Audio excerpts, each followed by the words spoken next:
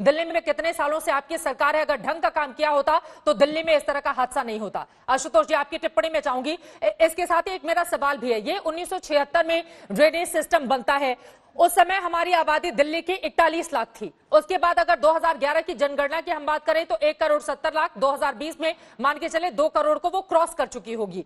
अगर आबादी इतनी तेजी से बढ़ी है, जगह जगह कंस्ट्रक्शन हुए हैं, सड़कें बनी हैं, उसके बावजूद दिल्ली का यह हाल, यहां पर गंभीरता से काम क्यों नहीं किया गया? और हालात इतने ज्यादा खराब है, हम यहां पर ताश के पत्तों की तरह मकानों को गिरते हुए देख रहे हैं टीवी स्क्रीन पर अन्ना नगर इलाके में।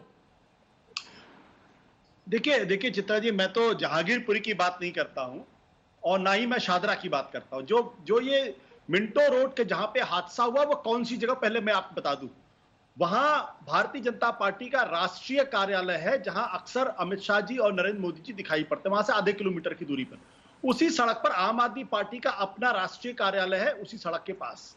वहीं पे कांग्रेस पार्टी का भी राष्ट्रीय कार्यालय है, वहीं पे कोर्ट है और वहीं पे कैग है। उसके अलावा वहां बहुत से और संस्थान है। पास में वहां पर पुलिस का हेडक्वार्टर भी करीब 1 किलोमीटर के दायरे में पड़ता है। उसी जगह पे आगे चलेंगे तो आपको रेलवे स्टेशन दिखाई पड़ता है और कनॉट प्लेस है, जिसकी दुनिया में साख है। यानी हिंदुस्तान का जो सबसे बड़ा नर्व सेंटर है, उसको आप मिंटो रोड की सड़क को कह सकते हैं। और अगर आप बात करेंगे तो आम आदमी पार्टी उसको एनडीएमसी पर बात टाल देगी, एनडीएमसी जो है वो उसको बीजेपी जो है वो आम आदमी पार्टी पर टाल देगी, कांग्रेस जो है वो किसी और चीज पर टाल देगी। मेरा कहना बहुत साफ है, बहुत स्पष्ट है कि इस देश के अंदर कोई जिम्मेदारी लेने के लिए तैयार नहीं है। अरे भाई, अगर आप दिल्ली के मुख्यमंत्री हैं, एनडीएमसी के वाइस चेयरमैन से बात कर लीजिए, सबको साथ बिठा लीजिए और कहिए कि भाई देखिए, हम सब आपसी झगड़े खत्म कर देते हैं, दिल्ली के लिए मिलकर काम करते हैं। क्या इतना काम दिल्ली के अंदर नहीं हो सकता है? नहीं, हो सकता बोलते है। तो वो ऐसा ही ऐसा है। नहीं हो सकता है, जब भी वो बोलते हैं अपने इंटरव्यू में, बोलते तो वो ऐसा ही है। मैं अपने अनुभव से आपको बता सकता हूं कि मैं अपने अनुभव से आपको बता सकता हूं, विधायक के नाते कोई मैं अपने अनुभव से। एक बार आशीष जी बात पूरी हो जाए। आशीष जी एक बार आशुतोष की बात पूरी हो जाए। आशीष जी मेरी बात पूरी हो जाए। आशीष जी मेरी बात पूरी हो जाए। मैं तो किसी का पक्ष नहीं ले रहा हूं। मैं तो सीधी सी बात ये कह रहा हूं कि अगर इतनी बड़े बड़े महत्वपूर्ण जगह के ऊपर अगर दिल्ली की सरकार और एनडीएमसी और एमसीडी और केंद्र सरकार अगर बैठ के कोऑर्डिनेट नहीं कर सकती है तो कोरोना से कैसे लड़ाई लड़ेगी? आप समझ लीजिए इस बात को। और इसी दिल्ली की हालत आज क्या है? आप अगर मैं कोरोना के बारे में बात करूंगा तो हालत और खराब हो जाएगी। इस बार कहा गया कि जो मानसून है वो 1 हफ्ते पहले आएगा। 22 जून को मानसून हिट किया है। 22 जून को मानसून हिट किया, तब से कितने दिन हो गए हैं? लगभग 1 महीने हो गए। क्या इस दौरान कोई कोशिश नहीं हो सकती थी? क्या चीजें ठीक नहीं की जा सकती थी? आप कोरोना का बहाना मत लीजिए ना। आप कोरोना का बहाना क्यों लेते हैं? इसी दिल्ली शहर के अंदर जब हालत खराब हुआ तो आखिर अमित शाह और अरविंद केजरीवाल साथ बैठकर कोरोना से लड़ने के लिए तैयार हुए कि नहीं तैयार हुए? साथ में अस्पताल का दौरा किया, दौरा नहीं किया? तो बाढ़ से निपटने के लिए भारतीय जनता पार्टी और आम आदमी पार्टी और कांग्रेस पार्टी साथ बैठकर काम क्यों नहीं कर सकते? क्योंकि छोटी राजनीति हो रही है यहाँ पे। ये श्रेय लेने की जो सियासत है ना संजीव झा, इससे बाहर निकलना होगा। श्रेय लेने के लिए तो दौड़े दौड़े नेता आगे आ जाते हैं, लेकिन स्थिति जब बदहाल हो जाती है तो एक दूसरे पर ठीकरा फोड़ने में आप लोग देरी नहीं लगाते। संजीव झा जी। नहीं, देखिए, मैं बार बार एक ही बात कह रहा हूं, जो आशुतोष भाई बात कर रहे हैं मैं भी वही कह रहा हूं। मैं कह रहा हूं दिल्ली में एक कोरोना मॉडल हमने जो दिखा, जिसमें अभी तक सफलता दिख रही है, और इसलिए दिख रही है कि सभी पार्टी के लोगों ने काम किया। दिल्ली के मुख्यमंत्री अरविंद केजरीवाल जी ने कहा कि भाई क्रेडिट सारा आपका, जिम्मेदारी सारी मेरी।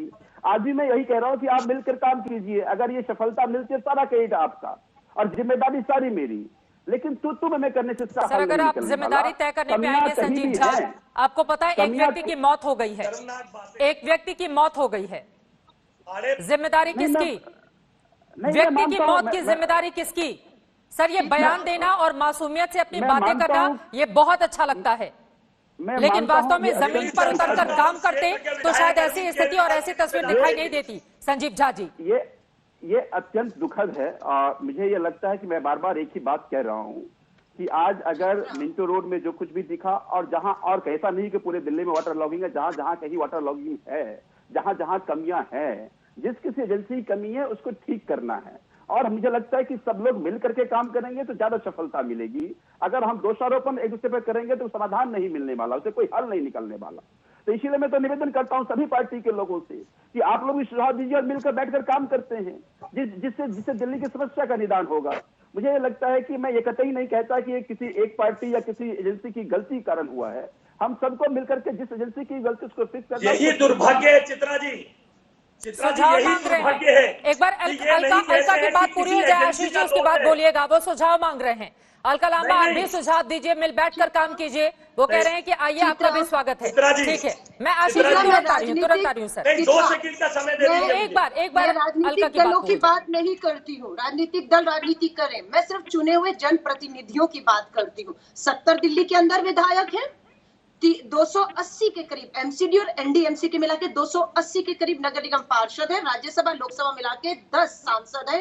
लगभग 280 जन चुने हुए जनप्रतिनिधियों को मुख्यमंत्री अगर चाहे बुलाए तो क्या वो नहीं आएंगे? क्या अपने इलाके और उन कार्रवाइयों की अधिकारियों की मीटिंग नहीं हो सकती है? ये सुझाव भी है और इनसे प्रश्न भी है।